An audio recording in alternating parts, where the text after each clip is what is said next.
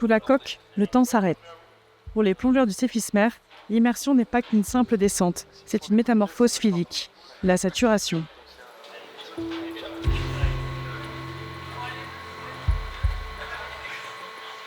Le principe est aussi radical qu'implacable. Durant plusieurs jours, au lieu de remonter en surface, l'organisme est saturé de gaz neutre.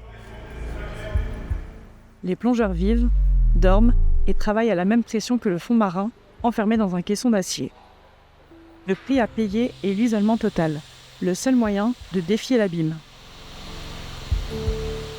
Lors de cet exercice Antex 51, la cible est vertigineuse, 265 mètres. À cette profondeur, la mer n'est plus un environnement, c'est une masse écrasante. On ne parle plus seulement de technique, mais d'un exploit physiologique. Ici, chaque respiration est un effort. Dans cet univers de métal et de silence, chaque geste compte, car la survie de ceux qui sont en bas dépend désormais entièrement de ceux restés en haut.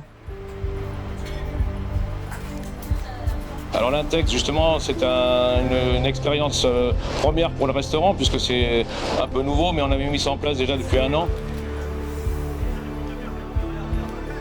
Concernant les plongeurs, puisqu'ils sont dans un caisson avec des gaz spécifiques, le goût est alterné. Donc il faut absolument qu'on leur donne des choses qui sont un petit peu, qui sortent de l'ordinaire, qui sont un peu plus exacerbées que le repas classique.